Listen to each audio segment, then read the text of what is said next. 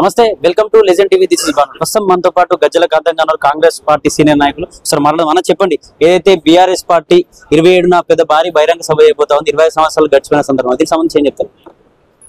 ఇప్పుడు మొదలు మాజీ ముఖ్యమంత్రి కేసీఆర్ కేటీఆర్ చెప్పాలి, అది బీఆర్ఎస్ పార్టీ టీఆర్ఎస్ పార్టీ అంటే ప్రాంతీయ పార్టీ జాతీయ పార్టీ, అది తెలంగాణ ప్రజలకు చెప్పాలి మొదలు. రెండోది, మీరు మాజీ ముఖ్యమంత్రిగా కేసీఆర్ గారిని ఇటు కేటీఆర్ను నేను ప్రశ్నిస్తున్నా, అసలు ఏం ముఖం పెట్టుకుని ఆ బహిరంగ సభ పెడుతున్నారు? మీరు ప్రజలకు ఏ మురుగ పెట్టిందని పెడుతున్నారు? ప్రజల సొమ్మును 3 లక్షల కోట్లు దోపిడీ చేసి ఇవాళ మీరు ఇతర దేశాలలో పెట్టుబడులు పెట్టి వేలాది కోట్ల పెట్టుబడులు పెట్టి వ్యాపారాలు నడిపించుకుంటున్నారు. అసలు మీరు ఏ ముఖం పెట్టుకొని వరంగల్లో బహిరంగ సభ పెడుతున్నారని చెప్తున్నారు. ఏ హామీలు నెరవేర్చిందని, ఏ హామీలు మీరు నెరవేర్చిందని బహిరంగ సభ పెడుతున్నారు? ఏమయ్యా, నేను ఒక తెలంగాణ ఉద్యమకారునిగా, తెలంగాణ ప్రజా సంఘాల చైర్మన్ గా, తెలంగాణలో కీలక పాత్ర వహించిన నాయకునిగా అడుగుతున్నా, తెలంగాణ రాష్ట్రం ఏర్పడక ముందు ఏం మాట్లాడవయ్యా మాజీ ముఖ్యమంత్రి కేసీఆర్ అని అడుగుతున్నా. తెలంగాణ రాష్ట్రం ఏర్పడక ముందు నువ్వు తెలంగాణ ప్రజలకు ఏం చెప్పావు? తెలంగాణ రాష్ట్రం ఏర్పడ్డ తర్వాత తెలంగాణ ప్రభుత్వం ఏర్పడితే మొదటి ముఖ్యమంత్రి దళితుడే అన్నావు. దళితుని ముఖ్యమంత్రి చేసినవా? అది తెలంగాణ ప్రజలకు చెప్పు. మరి అంటే తెలంగాణ దళితుడు మోసం చేశావు, ముఖ్యమంత్రిని ఇస్తానని చేయలేదు కదా. రెండోది, డబుల్ బెడ్రూమ్ ఇస్తారని చెప్పావు. దళితులకు, అణగారిన కులాలకు, నిరుపేదలకు డబుల్ బెడ్రూమ్ ఇస్తారని చెప్పావు. డబుల్ బెడ్రూమ్ ఇచ్చావా తెలంగాణలో ప్రజలందరికీ, నిరుపేదలకు? మరి అది కూడా మోసం చేసినావు కదా. అదేవిధంగా దళితులకు, నిన్ను దళితులు అడగలే కానీ నిరుపేద దళితులందరికీ కూడా 3 ఎకరాల భూములు ఇస్తారని చెప్పావు. అవి ఇచ్చావా? ఇయ్యలే, మోసం చేశావు. అదేవిధంగా నిరుద్యోగ వృత్తి ఇస్తానన్నావు, ఇచ్చావా? మరి ఇవ్వలేదు కదా. ఇంటికో ఉద్యోగం ఇస్తారని చెప్పావు. నిరుద్యోగ యువతకు మొత్తానికి అందరికి ఇంటికో ఉద్యోగం ఇస్తా అని చెప్పావు, ఇచ్చావా? ఇవ్వలేదు. మరి నువ్వు ఏ హామీలు నెరవేర్చినట్టు? ఏ హామీలు నెరవేర్చినామని నీవు చెప్పినన్ని పచ్చి అబద్ధాలు కదా కేసీఆర్ గారు. నువ్వు చెప్పినన్ని ప్రతిదీ అబద్ధాలు కదా. తెలంగాణ ప్రజలను మోసం చేశావు కదా. ఇయ్యలో ధరణి తీసుకొచ్చావు. ధరణి ఎందుకు తీసుకొచ్చావు? తెలంగాణ ప్రజలకి. ఇయ్యలో నిజాంకు సంబంధించిన భూములు, నిజాం వంశస్థులకు సంబంధించిన భూములను 30,000 ఎకరాల భూములను రికార్డుకి ఎక్కియాలని నువ్వు ధరణి తీసుకొచ్చుకొని 30,000 హైదరాబాద్ చుట్టూ ఉన్నటువంటి 30,000 ఎకరాల భూమి ధరలు ఎక్కించి రికార్డుకి ఎక్కించి మీ బినామీ పేరు మీద, కేసీఆర్ బినామీ, కేటీఆర్ బినామీ, హరీష్ రావు బినామీ, కవిత బినామీ పేర్ల మీద ఎక్కించుకొని 30,000 ఎకరాల భూములను రికార్డుకి ఎక్కించుకొని 10,000 ఎకరాల భూములను అమ్మేసి 1,000 కోట్లు దోపిడీ చేశావు. ఇంకా 20,000 ఎకరాల భూమి కేసీఆర్ బినామీ పేర్లు, కేటీఆర్ బినామీ పేర్లు, కవిత బినామీ పేర్లు, హరీష్ రావు బినామీ పేర్లు ఎక్కించుకొని మీరు దోపిడీ చేసింది వాస్తవం కాదా? హైదరాబాద్ చుట్టూ 20,000 ఎకరాల భూములు ఉన్నాయి. వాళ్ళ కేసీఆర్ బినామీ, కేటీఆర్ బినామీ, హరీష్ రావు బినామీ, కవిత బినామీ పేర్ల మీద 20,000 ఎకరాల భూములు ఉన్నాయి. ఇవన్నీ ఎక్కడి నుండి వచ్చినాయి? అంటే వాళ్ళు చెప్తుంది ఏంటంటే, ఇది మన ఇంటి పార్టీ తెలంగాణ రాష్ట్రంలో ప్రతి గడప నుంచి ఈ ప్రోగ్రామ్ కి రావాలని చెప్పేసి కేసీఆర్ కావచ్చు, బీఆర్ఎస్ నాయకులు. ఇవన్నీ అందుకోసం అడుగుతున్నా. ఈ 20,000 ఎకరాల భూములు చుట్టూ తెలంగాణ ప్రజలకు సంబంధించిన భూములే కదా. ఈ భూములను 30,000 ఎకరాల భూములు కాజేసి 10,000 ఎకరాల భూమి కేసీఆర్ నువ్వు ముఖ్యమంత్రి ఉన్నప్పుడు అమ్మేసుకున్నావు. 20,000 ఎకరాల భూములు మీ బినామీ పేర్ల మీద పెట్టుకొని ఇంకా ఏ ముఖం పెట్టుకొని బహిరంగ సభ పెడుతున్నావు అని అడుగుతున్నా నేను. దానికి సూటిగా నువ్వు సమాధానం చెప్పాలి. అదేవిధంగా ఇంకా 5 లక్షల ఎకరాల భూమి రికార్డు లేదు తెలంగాణలో, రికార్డు లేదు. ప్రభుత్వ విచారణ చేస్తే, కాంగ్రెస్ ప్రభుత్వం విచారణ చేస్తే 5 లక్షల ఎకరాల భూములు అసలు అడ్రస్ లేదు, రికార్డు లేదు. ఆ 5 లక్షల ఎకరాల భూమి ఏం చేశావో తెలంగాణ ప్రజలకు చెప్పు.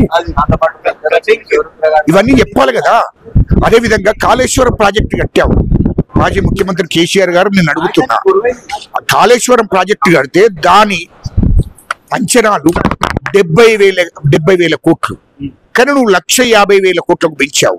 80,000 కోట్లు కాళేశ్వరం ప్రాజెక్టులనే, ప్రాజెక్టు పేరు మీద 80,000 కోట్లు దోశావు.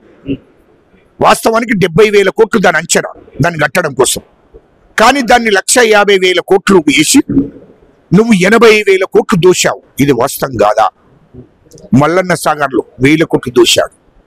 ఇయ్యల్లో అదేవిధంగా విద్యుత్ కొనుగోలు చేస్తున్న తెలంగాణ రాష్ట్రానికి అని చెప్పావు. 40,000 కోట్లతో కొనుగోలు చేసి 10 ఏళ్లల్లా 40,000 కోట్లతో కొనుగోలు చేసి 80,000 కోట్లు చెప్పి 40,000 కోట్లు దోశావు. రికార్డుకు 80,000 కోట్లు, నేను 80,000 కోట్లు అయిందని చెప్పావు. అసలు దాన్ని విచారణ చేస్తే 40,000 కోట్లే పెట్టావు. కానీ 80,000 కోట్లు విద్యుత్ కొనుగోళ్ళనే నువ్వు దోపిడీ చేశావు. 80,000 కోట్లను పెట్టి 40,000 కోట్లు విద్యుత్ కొనుగోలు పెట్టి 40,000 కోట్లు నువ్వు దోపిడీ చేశావు. ఇవన్నీ ఎక్కడ డబ్బు? తెలంగాణ ప్రజల డబ్బు కాదా?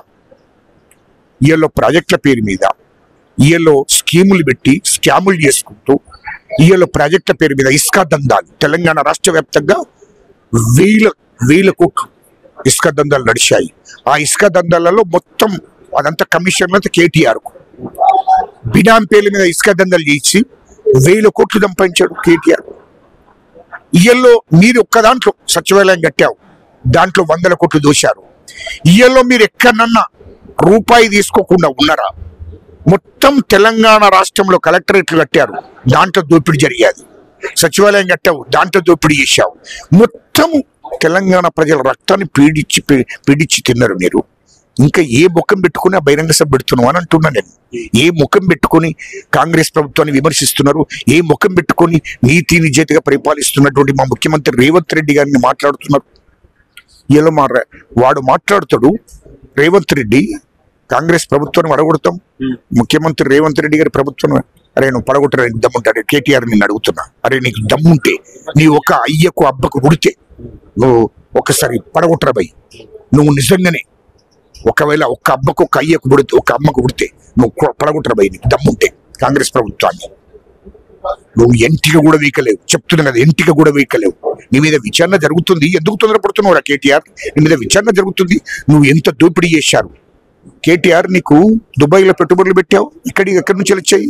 లండన్లో పెట్టుబడులు పెట్టావు, అమెరికాలో పెట్టుబడులు పెట్టావు, ఇతర దేశాలలో పెట్టుబడులు పెట్టావు. 1,000 కోట్లు ఎక్కడి నుండి వచ్చాయి? హైదరాబాద్లో నీకు 20,000 ఎకరాల భూమి ఎక్కడి నుండి వచ్చాది? అది చెప్పాలి తెలంగాణ ప్రజలకు. ఇవన్నీ ఎక్కడి నుండి వచ్చాయి? హైదరాబాద్లో నువ్వు ఫామ్ హౌజులు, గెస్ట్ హౌజులు, ఇండ్లు 1,000 కోట్లు పెట్టి కట్టారు. ఎక్కడి నుండి వచ్చాయి? తెలంగాణ రాష్ట్రం ఏర్పడక ముందు మీ ఆస్తులు ఎంత? మీరు తెలంగాణ రాష్ట్రంలో మీ కేసీఆర్ ముఖ్యమంత్రి అయినాక, నువ్వు మంత్రి అయినాక మీ ఆస్తులు ఎంతరు? అది తెలంగాణ ప్రజలకు చెప్పాలి ఫస్ట్. ఇలా మీరు కవితకు దుబాయ్లో పెట్టుబడులు పెట్టింది, లండన్లో పెట్టుబడి పెట్టింది, అమెరికాలో పెట్టుబడి పెట్టింది. కేటీఆర్ దుబాయ్లో పెట్టుబడి పెట్టాడు, లండన్లో పెట్టుబడి పెట్టాడు, అమెరికాలో పెట్టుబడి పెట్టాడు, సింగపూర్లో పెట్టుబడి, ఇతర దేశాలలో పెట్టుబడి పెట్టాడు. వారు హరీష్ రావు సింగపూర్లో పెట్టుబడి పెట్టాడు, ఇతర దేశాల్లో పెట్టుబడి. ఇవన్నీ ఎక్కడి నుండి వచ్చినాయని నేను అడుగుతున్నా. ఈయల్లో ఇన్ని 1,000 ఎకరాల భూములు ఎక్కడి నుండి వచ్చినాయి హైదరాబాద్ చుట్టూ? ఈయల్లో నీవు 100 ఏండ్లు 100 తరాలు బతికే ఆస్తులు సంపాదించావు. ఎక్కడి నుండి వచ్చిందో చెప్పాలి. నువ్వు బహిరంగ సభలో నీవు ఏ ముఖం పెట్టుకుని బహిరంగ సభ పెడుతున్నావు? మొదలు నీ ఆస్తులను ప్రభుత్వ ఖజానాకి కేసీఆర్, కేటీఆర్, హరీష్ రావు, కవిత మీకు చెప్తున్న మీ కుటుంబ సభ్యులకు మీ ఆస్తులన్నీ స్వచ్ఛందంగా ఒప్పుకొని, తప్పును ఒప్పుకొని రాష్ట్ర ప్రభుత్వ ఖజానాకి ఇచ్చేయండి. మీరు దోపిడీ చేసిన డబ్బు, దోపిడీ చేసిన భూములన్నీ రాష్ట్ర ప్రభుత్వానికి హ్యాండ్ ఓవర్ చేయండి. లేకుంటే మీ మీద విచారణ జరుగుతుంది. మీరు కేసీఆర్, కేటీఆర్, హరీష్ రావు, కవిత మీరు చెంచల్గూడ జైలుకు కానీ చెరపల్లి జైలుకు కాదు, మిమ్మల్ని తిహారు జైలుకు ఒప్పవలసి వస్తుంది. మీ మీద ఖచ్చితంగా ఈడీ విచారణ, సిబిఐ విచారణ చేపించి ఖచ్చితంగా మిమ్మల్ని తిహారు జైలుకు పంపుతారు. ఈ తెలంగాణ రాష్ట్ర ప్రజలందరూ కూడా మిమ్మల్ని తరిమేస్తారని చెప్తున్నా. ఏదైతే మీరు రాష్ట్ర వ్యాప్తంగా సన్నబియ్యం అమలు చేస్తారో దీనికి సంబంధించి 40% నూకలే ఉన్నాయని హరీష్ రావు అంటున్నాడు. అటు ఇది అసలు ఇల్లు ఇవ్వట్లేదు, కేంద్ర ప్రభుత్వం ఇచ్చిందని బీజేపీ అంటారు. దీనికి సంబంధించి వాడు హరీష్ రావు గారు, కేటీఆర్ లుచ్చా నా కొడుకులు, తెలంగాణ రాష్ట్రాన్ని మొత్తం దోసుకున్న నా కొడుకులు. వాళ్ళ మీద విచారణ జరుగుతుంది. వాళ్ళు దోపిడీ చేసిన దోపిడీ మీద విచారణ జరుగుతుంది. ఆ లుచ్చా నా కొడుకులు తెలంగాణ ప్రజలు తింటున్నారు. తెలంగాణ ప్రజలందరూ సంతోషంగా ఉన్నారు. సన్నబియ్యం తిని ఈ నా కొడుకులు ఇచ్చిండ్రా? వీళ్ళ ముఖం ఉందా? ఈ లంబడి కొడుకులు ఇచ్చిండ్రు ఎప్పుడన్నా? తెలంగాణ ప్రజలకు సన్నబియ్యం ఇచ్చి తెలంగాణ ప్రజలను ఒక మనుషులుగా చూసిండ్రా? మొత్తం తెలంగాణ ప్రజల సొమ్మును దోసుకొని, తెలంగాణ ప్రభుత్వ ఖజానాను ఖాళీ చేసి, తెలంగాణ ఆస్తులను దోసుకొని లక్షల కోట్లు సంపాదించి ఇతర దేశాలలో పెట్టుబడులు పెట్టిన ఈ దొంగనా కొడుకులు తెలంగాణ కాంగ్రెస్ ప్రభుత్వాన్ని విమర్శించే హక్కు వీళ్ళకి ఎక్కడిది? ఖబర్దారు చెప్తున్న తెలంగాణ ప్రభుత్వం మీద, కాంగ్రెస్ ప్రభుత్వం మీద అబండాలు మోపితే మా ముఖ్యమంత్రి రేవంత్ రెడ్డి గారిని బదనాం చేయాలని చూస్తే మా రేవంత్ రెడ్డి గారు నీతి నిజాయితీగా ఈ రాష్ట్రాన్ని పరిపాలన చేస్తున్నాడు, ప్రజా పరిపాలన నడిపిస్తున్నాడు.